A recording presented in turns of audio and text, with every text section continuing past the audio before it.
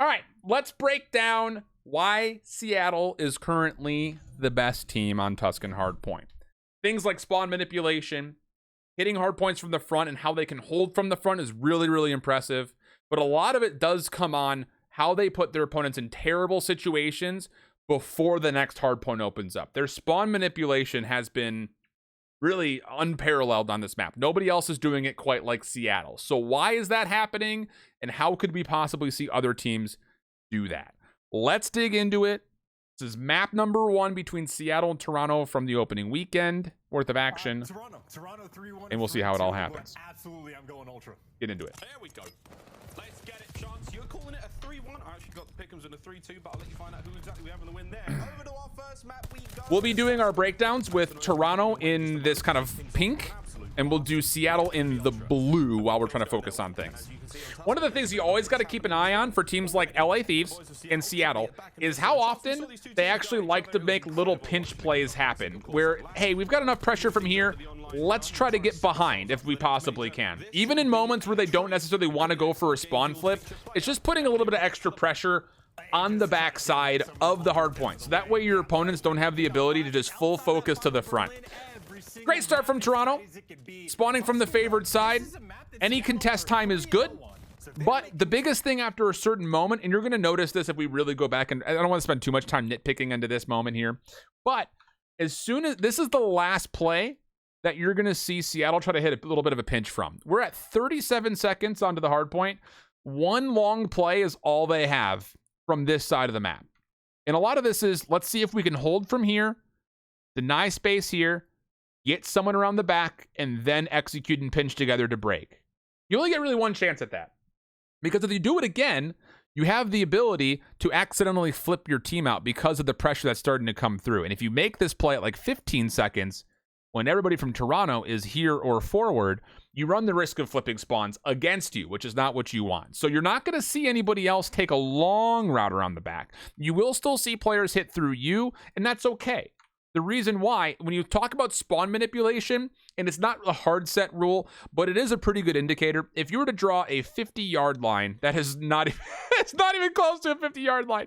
If you were to draw a 50-yard line through the hard point, that is your dividing line of who's going to start kind of essentially spawning where. In a way, against squad spawns, make it not a hard set rule. But if Toronto gets to a point where they are more on this side of the line than Seattle is, the ability for the game to start spawning you on this player or near that player is higher, right? That's just kind of the simple overall mindset as far as how that spawn would work. So if you have the ability to take that same 50-yard line and say that, okay, we're still contesting from this space and we're still defending here. Even players on this side of the 50-yard line for Toronto do not supersede the players that are this far back, especially with only one player kind of dwindling and kind of towing that 50-yard line. You go back this way, now you get a little bit more of that blue pressure here and purple pressure here. That's black, but you get the idea, okay? That's just kind of a basic principle to understand when we start to break down these other hills. So as we continue to watch through this hardpoint time, you will still see players like Sib right here try to hit through this mid-alley, but that will be it. You're not going to get full plays around the back, and you're going to see that right here. It's just a quick cut in and around, contest from a different angle, but let's make sure we're not flipping ourselves, because that's the last thing you want at 20 seconds. And now, as we get these trades to come through at the very end of the hard point, watch what happens right here. That is a 3-man feed in the mix, just as Max spawns. So we got to try to figure out what exactly is going to come up next. And Seattle's already thinking with 10 seconds on the clock, Mac has no reason to go back over to old. He's not just going to get to point, he's going to get a power position around the point. And if I'm not mistaken, if I remember this correctly, this was a day ago, and my age, I don't remember things all that well. He actually tries to get a position up top near this patio area. I think that's what happens. And eventually, you'll get this player who's able to help cut down by radio. So you've got the ability to hit this from multiple angles and be in a spot to not just win this hard point, but you can control some major power point positions. Okay, and that's kind of what happens. Actually, Mac's going to go a little bit forward. He's actually going to deny space through here. No need to worry about this route through where we just saw Pred die. Accuracy die? Who? Yeah, accuracy died. He hasn't showed up in the kill feed yet. That's weird. We don't have to worry about this route yet if you're Mac, because the kill just happened and because you have teammates who are making sure that there is no play around the back still. So you're essentially building a line of scrimmage that looks like this, just as the old hardpoint open ends and the new hardpoint opens, which means that from that 50-yard line, it is all Seattle. They should still spawn in the back, no problem. Okay, that's what we talk about when we look for spawn manipulation moments. Okay? And even just to secure that, why not back up, get to a spot to where we can contest this space, and we know for a fact we're anchoring in the back. The SMGs of Seattle, the only times like Pred and Sib have not popped off is when they go against the tissue. Issue is an issue. Said it before and we'll certainly say it again. Over to the column we go now. Even trades come out. Mac makes a position. Yeah, back tank heady. Woo, yeah, it's pretty OP. Mac has seen nothing from here. So as soon as you start to hear gunfights occur in this space, Mac can come back to help, and he knows that the only place he has to focus is right up in this space. So good awareness play from Mac. As soon as help is there, go back to where you were. And the space is so big. We are, like, think about it this way. We're already halfway through this hard point, and Toronto hasn't even seen the hill yet. They haven't even seen it. And one of my schools of thought when it comes to looking at hard points, and I encourage this for any of you out there, think about the hard point in segments of 20 seconds, okay? You've got your first 20, you've got your contest 20 in the middle, and then you've got your scrap 20, okay? Initial, contest, scrap. In this initial 20, what we're looking forward to is spawn control and zone the hard point. Wonderful epic pen writing right there. Those are the two major things that we're looking for. And Seattle has checked both of those boxes. Now, you feel like you're not going to do that perfectly. So you get to the contest 20, and it's about hard point control and then being in a position to zone the rotation. Okay? Really, again, really, really great. And honestly speaking, not only... And the contest 20 being that 40 to 20 second marker from when the hard point has 40 seconds left to 20 seconds left. You want to focus on the hard point control. Currently have that, no problem. And with this position you currently see from Mac, technically speaking, he's in a position to help zone this rotation. Then in that final 20 seconds, it's trying to finesse the old time. Beautiful. And then set up the next rotation. Okay, that's what we're going to be kind of looking for. That's a really beautiful way of drawing it out, I know. Okay, that's kind of my principle of how to look at this hard point. We're currently in the contest 20. So technically speaking, we don't want the spawns anymore. And look how fast we start to move across. And the idea is if we can get far enough across that 50-yard line, we can do this. We're now to zone those rotations and to set up to win those rotations. Why not spawn in this location? It already gives you an advantage to do that. So as soon as we got to that middle 30 seconds, you start to see Seattle moving out away from those back spawn anchors, get to a spot to contest the hard point, try to get into spots to finesse that old time, and then start to look to rotate over and set up, again, a major zone around the new hill. We'll draw that out in a little more, specific nature here in a minute. Oh, bro, did you see that from Benjamin Vance, though? He goes on a flank, picks up one, and buys his team. So now we're zoning rotation, right? Like, we're already in position to zone through mid-map. We've got accuracy trying to watch both outer and mid at the same time. You're able to zone off both sides, and it just comes down to reading where this next hit is going to come from. Remember that Ultra had like 45 seconds on the first hard point. They've gotten like 6 seconds since then. Okay. So it's not perfect, but we see exactly what is trying to happen, right? That's the whole premise of all of this.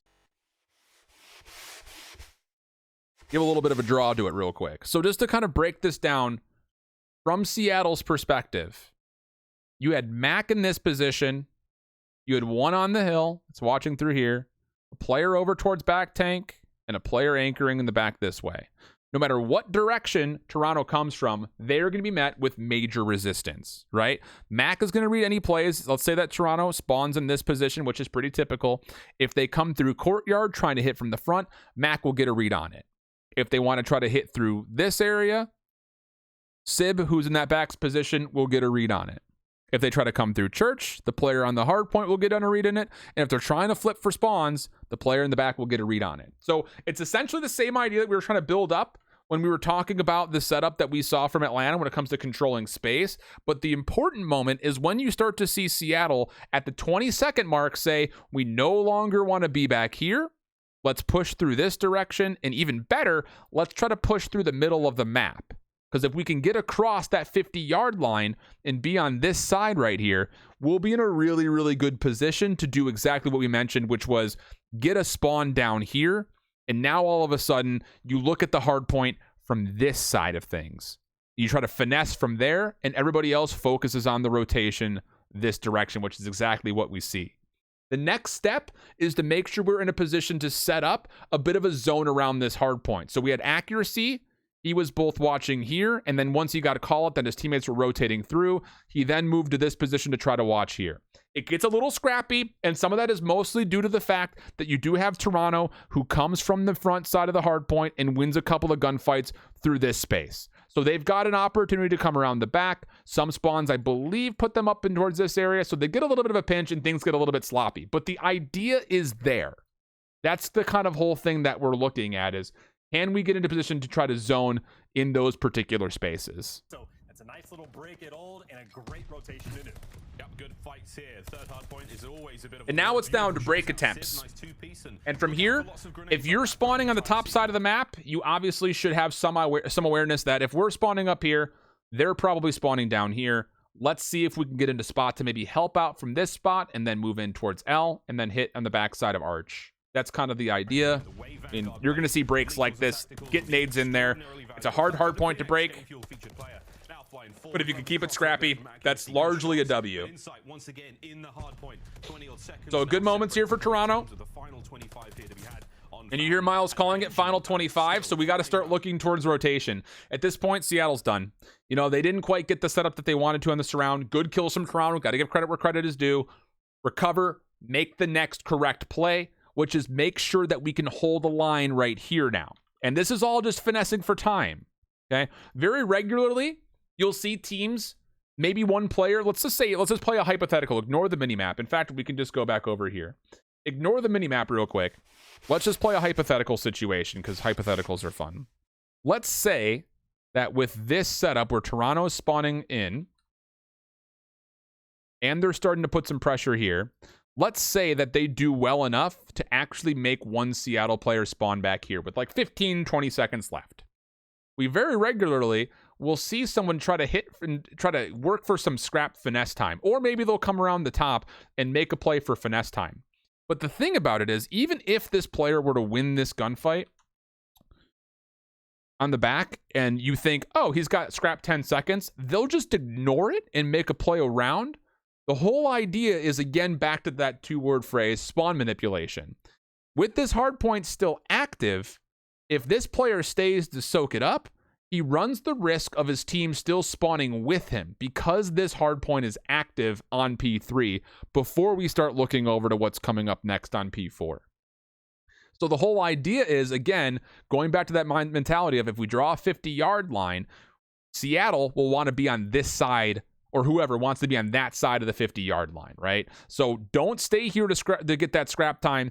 Force across. If we can win gunfights, maybe we can actually put Toronto in a position to spawn down here or back here, which puts them on the back foot when we try to set up for new for P4. That's why you see teams just completely scrap the back 15 seconds. That scrap time in the early stages is not more important than setting yourself up for what is one of the bigger money hills on the map in the fourth hard point. At least sometimes, typically speaking, if you got a good setup, you can 100% make that into a pretty successful hard point for you.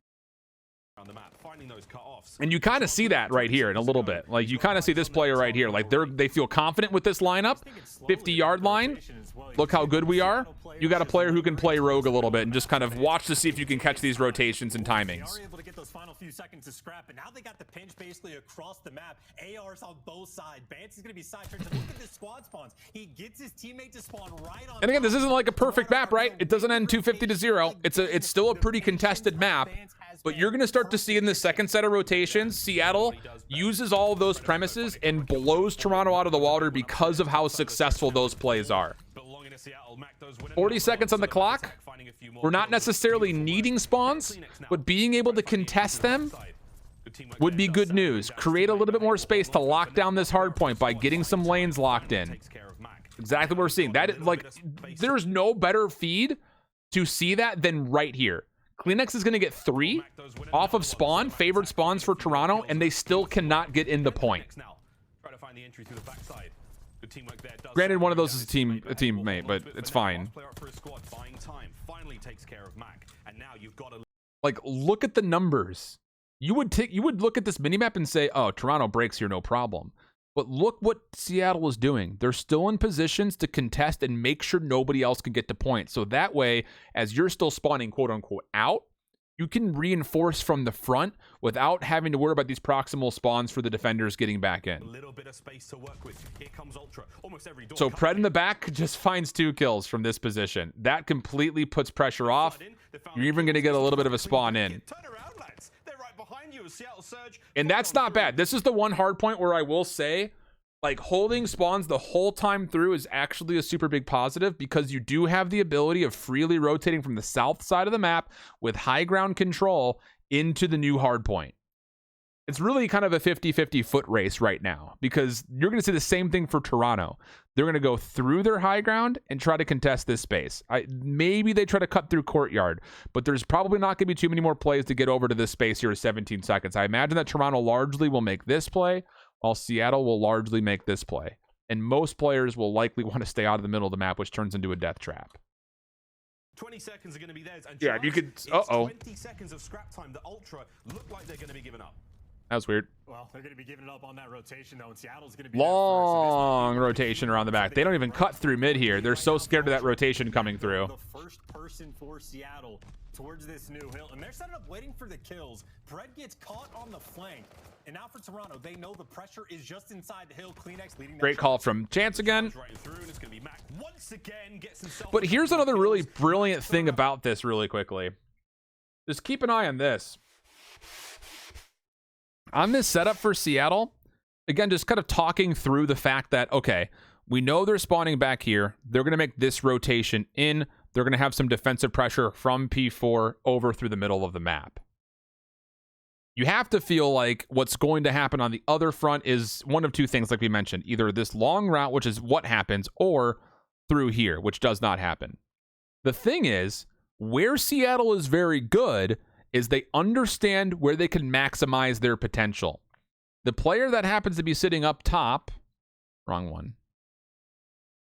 The player that happens to be sitting up on the top side will be Pred making a long flank around the back. And as Seattle is reinforcing largely from the front, what they'll notice as soon as Pred gets killed on this rotation is we know they're coming from the front doors. We don't necessarily have to play for the hard point time, but let's get into a position on these back stairs and through these windows to try to contest the upcoming hit because we know we're playing into a 3v4. So you'll see, I think it's Mac who backs off and watches this position right, or not Mac, sorry. I think it's Sib that backs up and watches this position right here. One of the two. It's a really good heads up play to know that you're going to be in a spot where you have to be responding. Oops, wrong buttons. Where you have to be responding to the pressure that's coming through. Actually, it is Mac that's sitting right here. So if we go backwards a little bit, right when this flank gets figured out, watch what Seattle starts to do. As soon as this hit happens and it gets red in the back, the whole play setup is this pinch that's coming from Pred. Everybody else is just watching angles from safe positions to try to out-trade a 2v3 situation. So Pred gets caught. Mac is in a position where he just waits. Accuracy is spamming the door. And it's all about just playing trades from here. Perfect. And now you've got a 4-man feed. Now you just got to figure out where the spawns are coming from. So you set yourself up into positions to try to read where the spawns are coming from. Okay, we're searching for where the spawns are because they could be up here, they could be back here, we don't know. But as soon as point of contact happens, you get accuracy that says, all right, bet, I'm going to come back over and help, and the defense will start to figure itself out from this position. By the way, for what it's worth, this is the exact setup that Seattle wants. Anybody will want. You want to still be spawning on this side because it gives you the preferred side eventually coming up for P1. So this is a really good setup to where, okay, we've got good forward point of contact. We've got a good anchor. So if we were to die here, we'll just spawn up behind this hard point, and then we'll have a second line of defense already ready to go so we can reinforce. It's essentially giving you 3 lines of defense.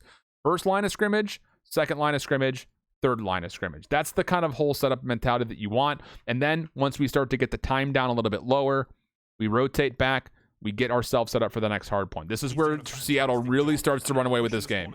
Trying to make sure that Ultra can't get close, but a little bit of bad timing. Kleenex now from behind. So Accuracy's just playing from inside, watching the doorway, going prone. Sid playing a corner. Keep it scrappy. Really big heads up play from Cammy to hit this pinch. Beautiful. Again, this Toronto team's very good, okay? We can't sit here and write out perfect hardpoint strats and them always be executed. Toronto does the exact right play. To not get caught in that blender, if we really want to give a little bit of help to this call, look where Cammy's position is on this spawn. He spawns up here. His teammates are fighting from the front. So the same idea that Pred tried to make, where he was hitting this long flank, we don't necessarily want to see a full long flank while we're trying to break, so he's going to hit a mini pinch, get on in, get players from the back. The really big heads up play. Watch number 6 this entire play through. Trades in. Cammy's going to do a little bit of climbing. He's now up top. And as soon as he gets there, now you cut off the rotations. It's a really big heads up play for Toronto to salvage what's happening. And then, again, they're trying to get to a position to where they're doing what you want to see. Get over here is what Toronto is trying to do. That's Ultra's hard point. The battle of the hard point we have in our hands, right? Seattle nearly tied Great. the It's lead, great hard and point as from soon both of as these two that teams as happens, far as Toronto early COD is considered. wanted to score up just a little bit more. There's another one for Cat. Never mind. I was thinking about kill streaks, and maybe so was he. He got a bit ahead of himself, but nice little bounce back just to fight for that scrap time. And funnily enough, on that rotation, while Seattle's winning the scrap, they got the rotation over towards New as well. Yep. They got all their bases covered. Mid-map cut off. Sib able to find 2. So the only complaint you could really have here if you're Seattle is that we're really kind of stuck onto the hard point right now. You had number 3 of Mac just watching this cross for anyone coming through, and then you've got number 4 and Pred just watching this back side door. So we're a little bit stuck right now, and we're going to have to respond to when accuracy spawns up to where exactly should we expect Toronto to be coming from, because Toronto's going to be putting together what is essentially a 3-way hit. They're trying to fully envelop this hard point from every single angle. And you just see in the kills column, right?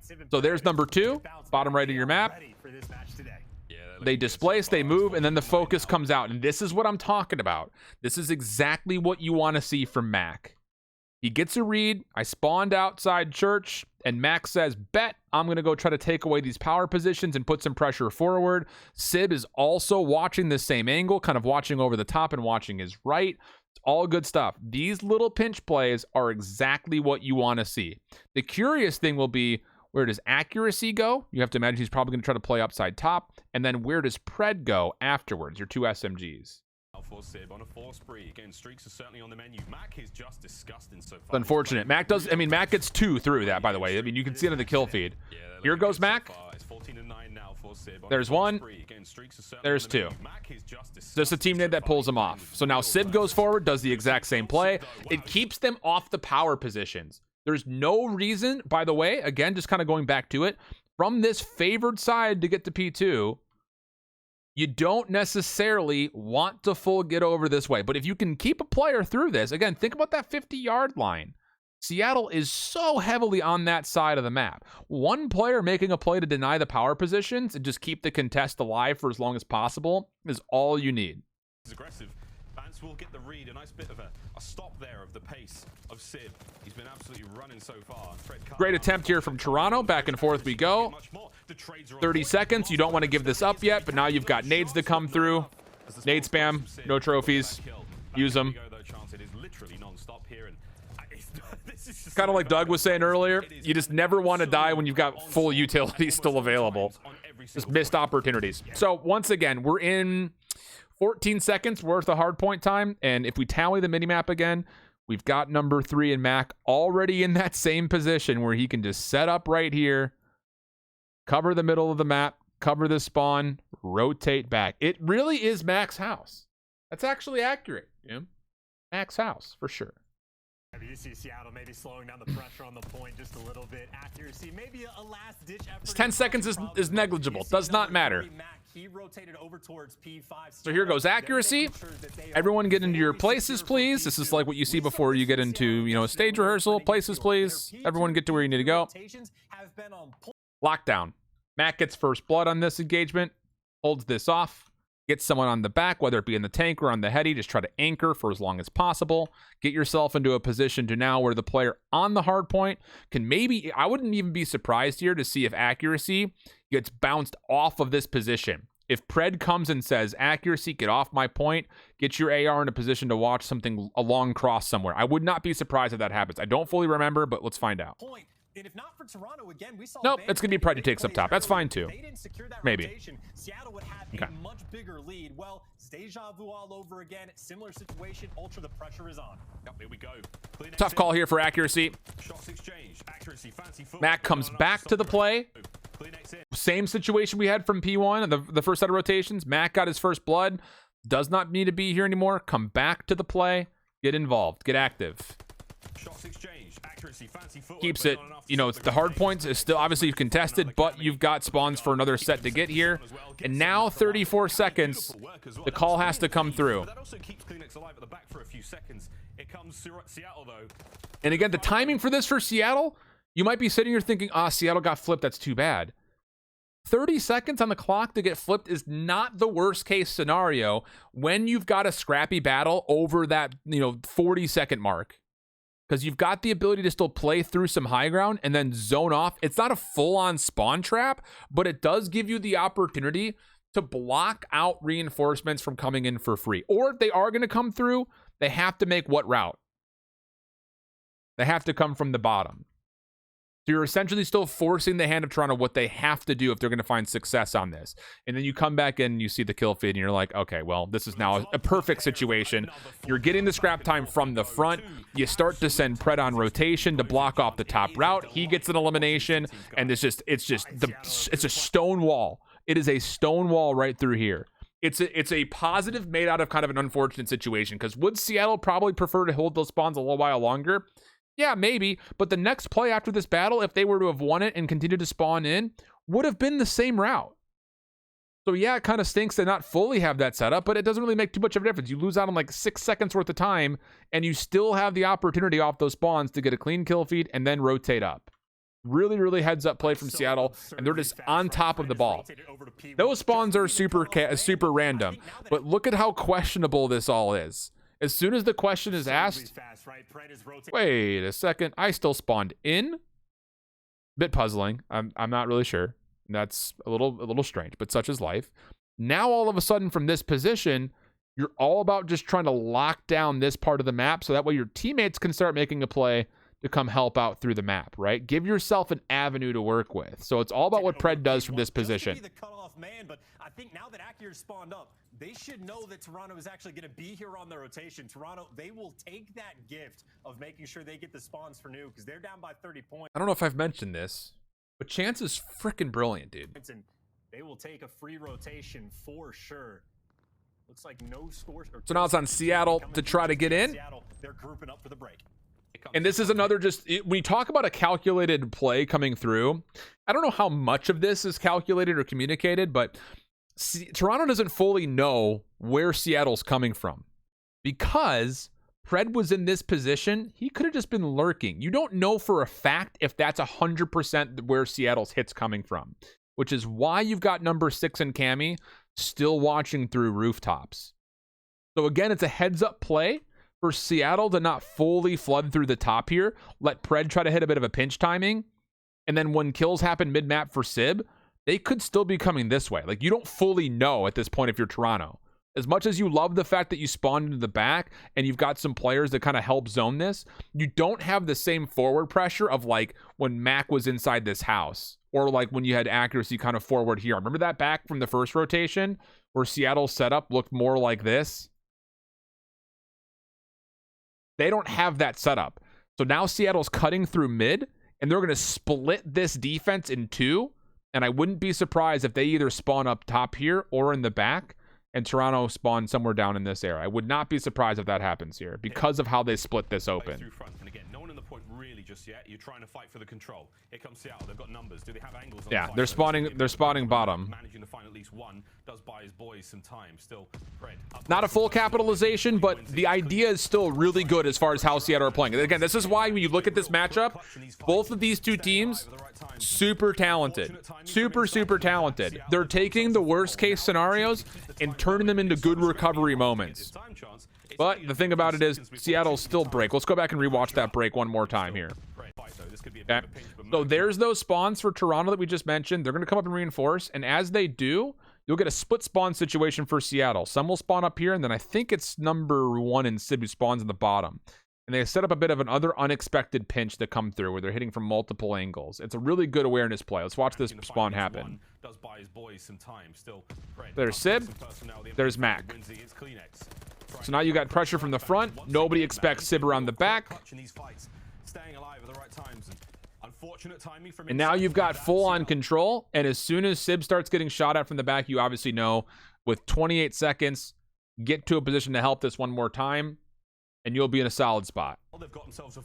And Sib actually keeps his life and turns it into a kill. Like that's what makes Sib so damn good.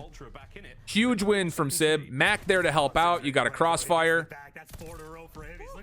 It's just, if you really look at if you just watch the minimap right here, just watch number 1.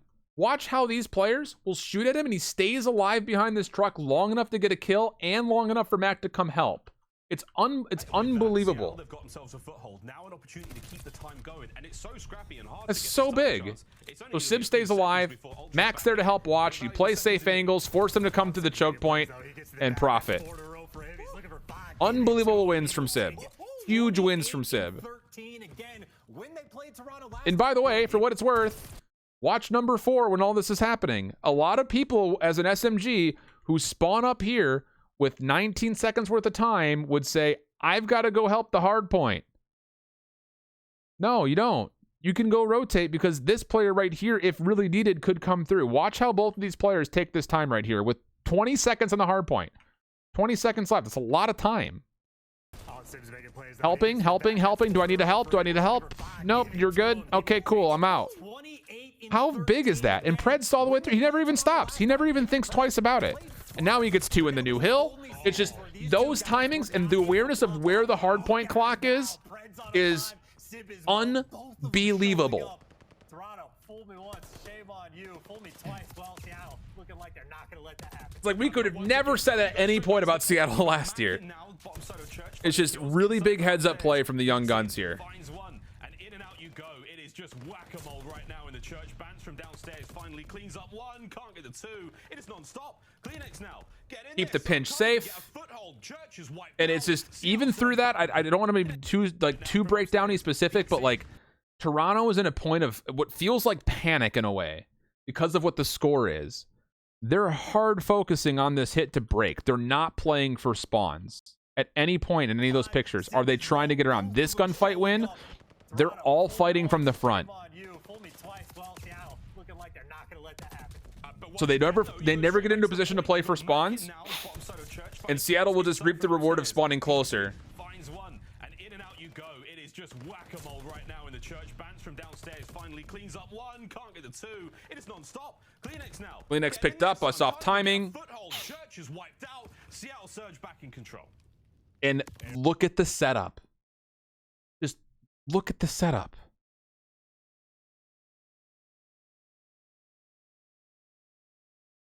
Float. So you got Pred watching front. Nobody comes front door under Pred's nose. You've got Sib watching side door. Nobody comes graveyard under my nose. You got accuracy watching to make sure nobody gets through or pinches, just off the call and read from Sib. And then you've got number 3 and Mac that can float and help. No matter what happens, if Pred dies, Mac backs up and probably takes his spot, or at least watches the front door. If Sib dies, now his focus goes right here. It's just the setup, even though it is very bunkery, they're still contesting all of this space. And they're not letting anybody get into the back to spawn. That's the definition right there. That is the definition of anchor. Zach can control, full speed ahead. Sib reading the cuts every single time that man's name pops up in the feed. He's basically getting 2 in a row. The untradeable on this map. 31 now. Like, what else do you want, dude? He's watching 3 things at once and winning all the gunfights. And now 16 seconds on the clock. Watch Pred, dude. Just watch my boy from APAC. Watch Pred, dude. Mac, I'm paying rent. I'm getting in your house this week. It's 24 seconds on the clock. Now 32 in 15 again. He will take 2 to the grave every single time. So many teams, like not just what you'll see in challengers, not what you'll just see in your tier 3 org, Twitter or leagues. You'll even see it in the CDL. So many teams would spawn here and then immediately go to re-hit this. And to a point, sometimes that is a necessary play that needs to happen. But when you've got leader's advantage like this, get out of here. Just get inside, rotate to new, and I wouldn't be surprised if Sib re-hits to help block off this rotation through radio, and then we get a little bit of a zone outside the hill. I would not be surprised if that's what happens here. Sib has put in work on this map. Oh, Sib's just ego challenging now. You talk about the speed they've been playing every Sib just like, I want more, bro. Fred has been the cutoff man. He's pushing out towards new Seattle. I mean, But you get a read off of where you spawn. You spawned on this side. Get forward. Even with the kill, watch the rotate back. The nades in. It's going to blow up. It's only going to singe the eyebrows of Mac there, but he's going to be alive. And Sib's going rogue. Another hit from Ultra. You got to go, boys. Sib's going rogue. He's watching the entire middle of the map right here, making sure nothing can come through here off of this spawn. I think he spawns somewhere up here. He just sits up here, plays rogue. Everybody else can focus on the front, win the game, profit. It's just those little manipulations are massive. Absolutely massive. You could see it if you would go back and watch New York. They do the exact same things. Their manipulation around Tuscan is the best in the game, and that is 100% why. Just being able to know rotational timings, know who's watching what. It sounds super basic, but how they manipulate, saying 30 seconds is off the clock already from this hard point. Don't necessarily need to play for the backside spawns. Let's start focusing on what the rotation is going to look like. That is against a very good Toronto team that played that first set of rotations as close as you possibly could, and it just did not matter. That is why Seattle is the best Tuscan Hardpoint team in the game.